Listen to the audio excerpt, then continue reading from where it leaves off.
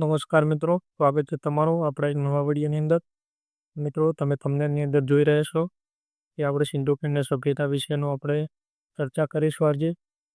મિત્રો, તમને વિનંતી છે કે વિડીયોને શેર, લાઈક અને સબસ્ક્રાઈબ કરવાનું ભૂલતા નહીં. તો મિત્રો, વિડીયોમાં છેક સુધી બન્યા રહેજો. તેમજ આ સિંધુ ખીણની સભ્યતા વિશેનો ટોપિક મિત્રો બહુ જ ઇન્ટરેસ્ટિંગ છે, કારણ કે તે દરેક ભરતીની અંદર પૂછાતું હોય છે, જેની અંદર આપણે મિત્રો જીસીઆરટી મુજબની ટોપિક મુજબની ચર્ચા કરીશું.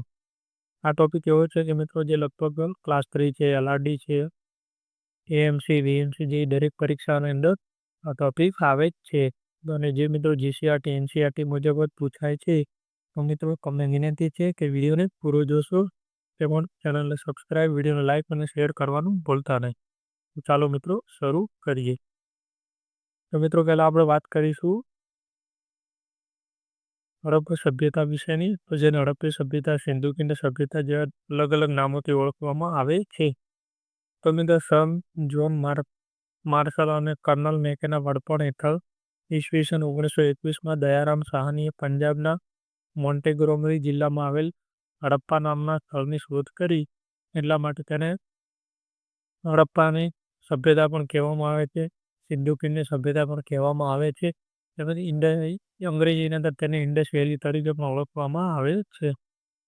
તો મિત્રો આપણે જોઈએ કે હડપ્પા નામ સૌ પહેલાં મળ્યું.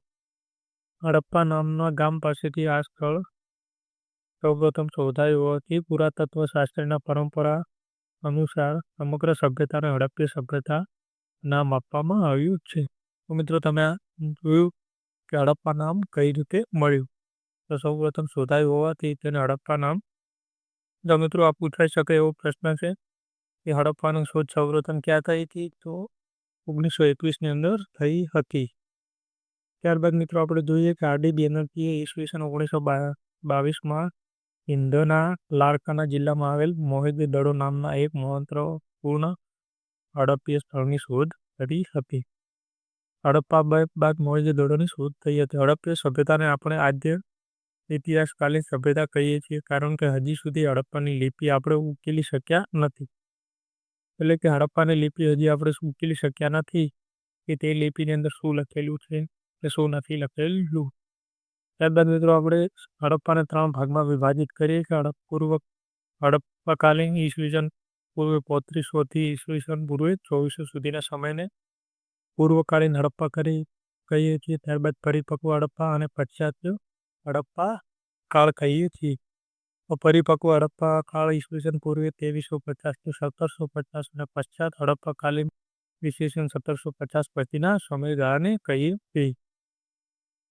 ત્યારબાદ મિત્રો આપણે ચર્ચા કરીશું કે આ સભ્યતામાં કયા કયા વિસ્તારનો સમાવેશ થાય છે. તો રાજસ્થાન, પંજાબ, હરિયાણા, ગુજરાત, મહારાષ્ટ્ર, પશ્ચિમ ઉત્તર પ્રદેશ, પાકિસ્તાન, અફઘાનિસ્તાનના કેટલાક ભાગો અને જમ્મુ અને કાશ્મીરના કેટલાક ભાગોનો સમાવેશ થાય છે. મિત્રો આ પ્રશ્ન પણ પૂછાઈ શકે છે વિધાનની અંદર કે હડપ્પાની અંદર કયા કયા ભાગોનો સમાવેશ થાય છે. ત્યારબાદ આપણે જોઈએ કે હડપ્પીય સભ્યતામાં સૌથી વિશેષ પાસું તેની નગર આયોજન છે. મિત્રો હડપ્પા સભ્યતાનું સૌથી વિશેષ પાસું નગર આયોજન છે. મિત્રો બહુ આઈએમપી છે, કારણ કે હડપ્પા સભ્યતાની નગર રચના, તેની ગટર રચના, તેના રસ્તાઓ જે જીપીએસસી મેથ્સની અંદર પણ બહુ પૂછાતા હોય છે, તેમજ આપણી ક્લાસ 3ની પરીક્ષાઓની અંદર પણ વિધાનોની અંદર પૂછાતા હોય છે. તમામ નગરો 2 ભાગમાં વિભાજિત થયેલા છે. નગરના પશ્ચિમ ભાગમાં એક ઊંચા ચબૂતરા પર બનેલ કિલ્લાઓ આવેલા છે, જ્યારે નગરના પૂર્વ ભાગમાં, જેને નીચલું નગર કહેવામાં આવે છે, ત્યાં લોકોનો વસવાટ નિર્ધારિત થયેલ છે. તો મિત્રો આ પણ વિધાનની અંદર પૂછી શકે છે, તેમજ વન લાઇનરની અંદર પૂછાઈ શકે છે કે હડપ્પા સભ્યતા કેટલા ભાગોની અંદર વિભાજિત હતી? તો 2 ભાગોની અંદર પણ વિભાજિત હતા. ત્યારબાદ આપણે વાત કરીએ છીએ મિત્રો પશ્ચિમ ભાગમાં. અહીં શાસન સાથે સંકળાયેલ લોકોના દરજ્જા પ્રમાણેના કાર્યાલયો છે, સાથે સાથે અનાજ રાખવાના કોઠારો પણ છે. પૂર્વ તરફ આવેલા નગરના ભાગમાં રહેણાંકોના મકાનોનો સમાવેશ થાય છે. કાટખૂણે કાપતા રસ્તાઓ વિશેષ રીતે બનાવવામાં આવેલ છે. મોટાભાગના મકાનોની પટ્ટીમાં પાકેલી ઈંટોનો બનાવેલ છે. કેટલાક મોટા ઘરોમાં 3-4 ઓરડાઓ છે. મિત્રો આ પૂછી શકે છે કે હડપ્પા સભ્યતાની અંદર પાકેલી ઈંટોનો થી બનેલા હતા, જે હડપ્પા સભ્યતાની અંદર પાકેલી ઈંટો આવે. ત્યારબાદ મિત્રો આપણે ચર્ચા કરીએ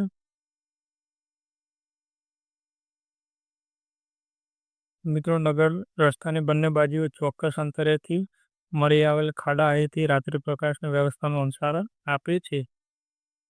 પૂર્વ પશ્ચિમ શહેરના જુદા પડતા મુખ્ય રાજમાર્ગ લગભગ 40 ફૂટ પહોળા છે. દરેક ઘરમાં કૂવા અને પાકી ઈંટોનો પ્રયોગ એ આ સભ્યતાની ખાસ વિશેષતા છે. એટલે કે સિંધુકીની સભ્યતાની અંદર પાકી ઈંટોનો ઉપયોગ થયેલ છે. એવા આપણને પ્રશ્ન પૂછાય શું સિંધુકીની સભ્યતાની અંદર પાકી ઈંટો મળી આવેલ છે? હા મિત્રો, તેની અંદર આપણે પાકી ઈંટો મળી આવેલ છે. મોહેંજો-દડોમાં કેટલાક મકાનો એક માળ અને બે માળના પણ જોવા મળે છે. તેઓ માળ બનાવવા લાકડાના ઉપયોગ કરતા હતા. ત્યારબાદ આપણે મિત્રો હવે ટોપિક વાઇઝ ચર્ચા કરી કે હડપ્પા નગર આયોજનના કેટલાક મુખ્ય અવશેષો. તો જેની અંદર મિત્રો આપણે સૌ પ્રથમ વાત કરીશું મોહેંજો-દડો નગરની. તો જે મિત્રો આ આપણને પ્રશ્નોની અંદર પૂછી શકે છે કે શેલખડી પથ્થરની મૂર્તિ કયા નગરમાંથી મળી આવી, વિશાળ સ્નાનાગર કયા નગરમાંથી મળી આવે છે? તો મિત્રો મુખ્ય 2-3 શહેરો છે મોહેંજો-દડો, હડપ્પા, ધોળાવીરા છે, લોથલ જેવા 4-5 શહેરોની અંદરથી ઘણું બધું મળી આવે છે. બાકી તો બીજા 1-2 વસ્તુઓ જ મળી આવેલ છે. તો મિત્રો વિશાળ સ્નાનાગર છે જે મોહેંજો-દડોમાંથી મળી આવેલ છે. વિશાળ સ્નાનાગરના પશ્ચિમ ભાગમાં અનાજના કોઠારો પણ મળી આવેલ છે, તેમજ ઈંટોનો ચબૂતરા પણ જોવા મળે છે. અહીંથી સ્ટીએટાઇટમાંથી શેલખડી બનાવવામાં આવેલ માનવનું પુતળું મળી આવેલ છે. મિત્રો પ્રશ્ન પૂછાઈ શકે છે માનવના પુત્ર આકારનું જે સ્ટીઆઈટ શેલખડી બનાવવામાં આવેલ છે તે ક્યાંથી મળી આવેલ છે? તો મિત્રો મોહેંજો-દડોમાંથી મળી આવેલ છે. આ પુતળું કમરના ભાગ સુધીનું જોવા મળે છે, એટલે કે તેમાં માનવનો ઉપરનો ભાગ જોવા મળે છે. તેને સુતરાઉ કાપ. ત્યારબાદ આપણે ચર્ચા કરીશું મિત્રો હડપ્પા નગરની. તો મિત્રો હડપ્પાની અંદર જવના નમૂના 12 જેટલા કોઠારો. મિત્રો આ પૂછાઈ શકે છે કે અનાજનો કોઠારો ક્યાંથી મળી આવ્યા? તો મિત્રો હડપ્પાની અંદરથી મળી રહ્યા છે. ત્યારબાદ જવના નમૂના પ્રાપ્ત થાય છે. રાવી નદીના કિનારે 12 જેટલા કોઠારો મળી આવેલ છે. તેને મહાન કોઠારોને ઉપમા આપવામાં આવી છે. મિત્રો આ પૂછાઈ શકે કે કોઠારો ક્યાંથી મળી આવે તો મિત્રો હડપ્પામાંથી. ત્યારબાદ મિત્રો જોઈએ કે ઇતિહાસકારોના મતે હડપ્પા સભ્યતાનું મુખ્ય નગર હોવાના કારણે શાસનકર્તા અહીં રહેતા હતા. હડપ્પા મિત્રો આ સભ્યતાનું મુખ્ય નગર હોવાથી, એટલે કે આપણે વાત કરીએ ને કે રાજધાની કેપિટલ તરીકે પણ હડપ્પા ઓળખાય છે. તેઓ અનાજના સ્વરૂપમાં કર વસૂલતા હોવા જોઈએ. જુદા જુદા ક્ષેત્રોમાંથી અનાજ નદી માર્ગ હડપ્પામાં લાવવામાં આવતું હોવું જોઈએ. ત્યારબાદ મિત્રો આપણે વાત કરીએ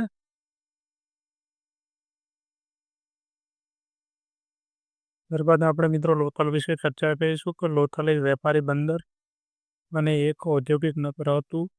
અહીંથી તકો અને જહાજ બનાવવાનો વાડો મળી આવે છે. આ ઉપરાંત વાહન લાંગરવા માટેનો લંગર પણ મળી આવે છે. મિત્રો આપણે જોઈએ કે લોથલ એક બંદર હતું, વેપારી બંદર. હડપ્પા સભ્યતાનો આંતરરાષ્ટ્રીય વેપાર લોથલના માધ્યમથી થતો હતો અને લોથલ તે સમયે ભારતનું આંતરરાષ્ટ્રીય બંદર હતું. મિત્રો લોથલ એક આંતરરાષ્ટ્રીય બંદર પણ હતું જ્યાંથી આપણે માલ સામાન સપ્લાય થતો હતો. આ સિવાય લોથલમાં મણકા બનાવવાની અને તે સારવારની ફેક્ટરી મળી આવેલ છે. કપાસનું મોટું કેન્દ્ર અને અતીતનો ઉપયોગ પણ અહીં જ હોવો જોઈએ તેવું ઇતિહાસકારો માને છે. તો મિત્રો આપણા માટે લોથલ આઈએમપી ટોપિક થઈ શકે છે, કારણ કે લોથલમાંથી કોઈ મળી આવ્યું હતું ને કોઈ. ત્યારબાદ મિત્રો આપણે વાત કરીએ કાલીબંગા. કાલીબંગા રાજસ્થાનનું હડપ્પા સભ્યતાનું કૃષિ ક્રાંતિનું મુખ્ય સ્થળ છે. મિત્રો કાલીબંગામાંથી ખેડેલા ખેતરના પુરાવા મળી આવેલ છે, જે મિત્રો મોસ્ટ આઈએમપી છે. તાંબાના વિપુલ જથ્થાની માહિતી મળે છે, એટલે કે કાલીબંગામાં તાંબાના અનેક પ્રકારના ઓજારોનું નિર્માણ થતું હશે. કાલીબંગામાંથી કેટલાક ખેતરોનો પુરાવો મળી આવે છે. ત્યારબાદ મિત્રો મોસ્ટ આઈએમપી વાત કરીએ કે ધોળાવીરા. અહીંથી વરસાદી પાણીના પ્રબંધનની, એટલે કે રેન હાર્વેસ્ટિંગ સિસ્ટમ મળી આવે, એટલે કે પાણી સંગ્રહ કરવાનો પણ મિત્રો અહીંયાથી પુરાવા મળે છે. ધોળાવીરામાંથી સ્ટેડિયમ અને સાઇન બોર્ડના અવશેષો પણ પ્રાપ્ત થાય છે. ઉત્કા જેન્ડોર એ અગત્યનું બંદર હતું. ગુજરાતનું રંગપુર પરિપક્વ હડપ્પે સભ્યતામાંથી કચ્છાત સભ્યતાની પ્રગતિ દર્શાવે છે. મિત્રો રંગકૂપ ચાનુદરમાં પથ્થરના મણકા બનાવવાની ફેક્ટરી પ્રાપ્ત થઈ છે. મિત્રો આ પણ વન લાઇનર છે જે આપણને આગળની એક્ઝામમાં પૂછાઈ શકે છે. ત્યારબાદ મિત્રો આપણે વાત કરીએ કે બનવાલીમાં માટીના હારના અવશેષો પ્રાપ્ત થાય છે. કૃષિમાં તાંબાના ઓજારનો ઉપયોગ થતો હતો. મિત્રો તે સમયે લોખંડને શોધ થયેલ નથી. કુવા દ્વારા સિંચાઈની યોજનાઓ પણ જોવા મળે છે. ત્યારબાદ મિત્રો આપણે વાત કરીએ કે મુખ્ય પાકમાં ઘઉં, જવ, તલ અને કઠોળ મુખ્ય છે. પરંતુ સૌથી અગત્યનો પાક કપાસનો હતો.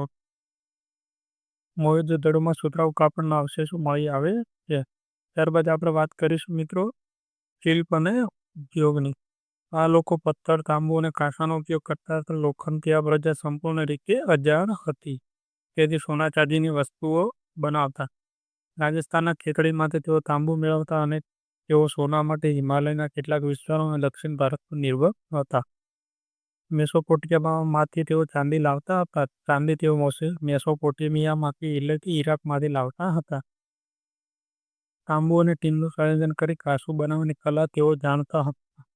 જેથી સૌથી સુપ્રસિદ્ધ મૂર્તિ મોહેંજો-દડોમાંથી મળી આવે છે. તેને કાંસ્ય નૃત્યાંગનાની મૂર્તિ કહે છે.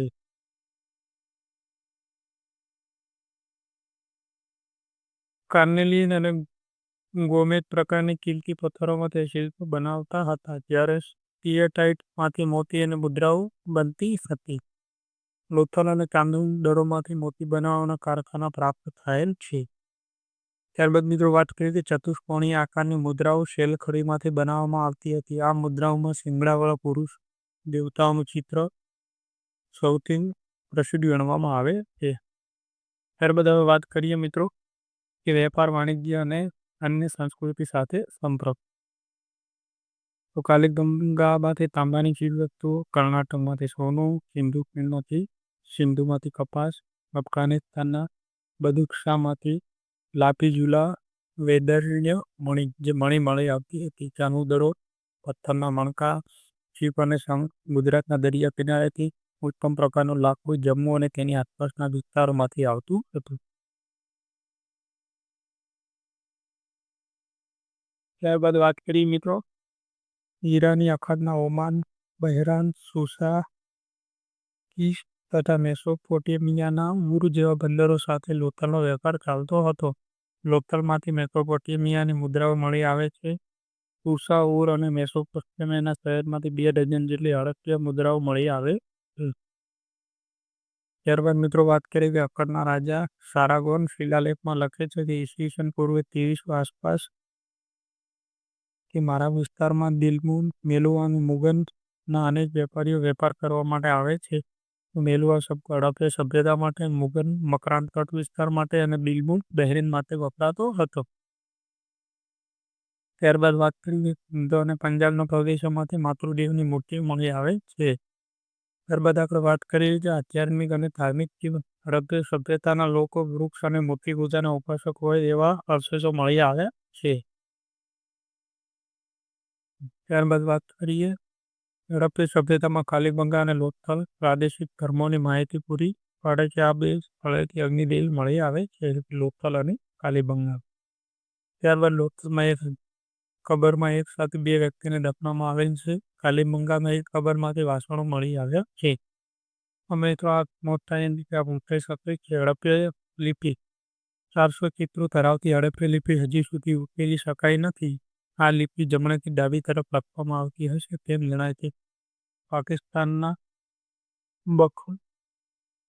બખોરી લોકો જે બ્રુહઈ ભાષા બોલે છે તેવી ભાષા હડપ્પે સભ્યતાના લોકો બોલતા હતા.